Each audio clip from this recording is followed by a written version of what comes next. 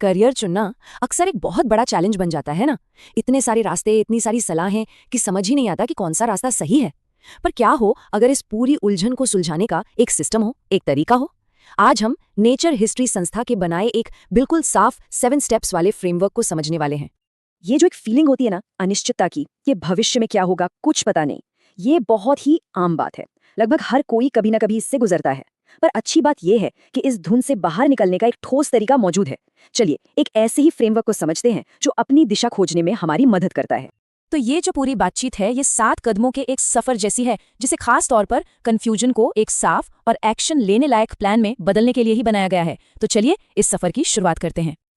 देखिए, कोई भी सफल सफर एक मजबूत नींव से ही शुरू होता है और इस मेथड में ये नींव 2 बहुत ही जरूरी पहले कदमों से बनती है। यही वो स्टेप्स हैं जो आगे की पूरी जर्नी की कामयाबी तय करते हैं।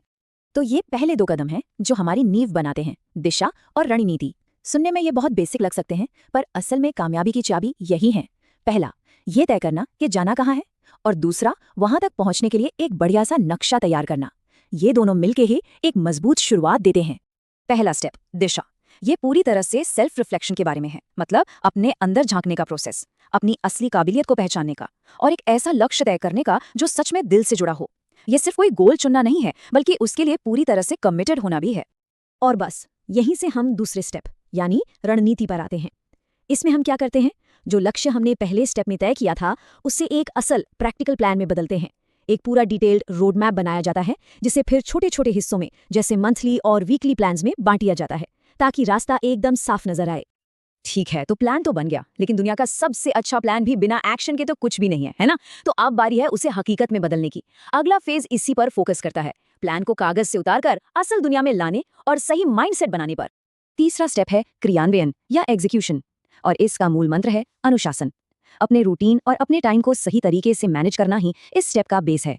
लगातार एक्शन लेना तभी मुमकिन है जब अपने हर दिन पर पूरा कंट्रोल करना सीख लिया जाए। चौथा स्टेप है दक्षता, मतलब एबिलिटी।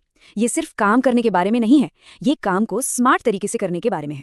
इसका मतलब है काम करने का एक साइंटिफिक तरीका अपनाना, जो भी काम हो उसके फंडामेंटल्स को गहराई से समझना और फिर अपने प्लान को पूरी स्किल और एफिशिएंसी के साथ पूरा करना। अब आते हैं 5वें स्टेप पर, मानसिकता, जो शायद किसी भी सफर का सबसे जरूरी हिस्सा होता है। यहाँ मेंटल गेम के 2 पहलू हैं। एक तरफ है मोटिवेशन, वो आग जो हमें आगे बढ़ाती है, और दूसरी तरफ है तनाव, जो रास्ते में आएगा ही। तो इस स्टेप में अपने विचारों को बैलेंस करके और इमोशंस को एडजस्ट करके उस तनाव पर काबू पाना सिखाया जाता है। तो अब हम पहुंच रहे हैं सफर के आखिरी पड़ाव पर। ये वो हिस्सा है जो मूल्यांकन और लगातार सुधार पर फोकस करता है। यही वो चीज है जो ये पक्का करती है कि हम सिर्फ मंजिल तक पहुंचे ही नहीं, बल्कि रास्ते में सीखते हुए खुद को और बेहतर भी बनाते जाएं। छठा स्टेप है समीक्षा यानी रिव्यू। देखिए, एक अच्छी असरदार समीक्षा के 2 पहलू होते हैं।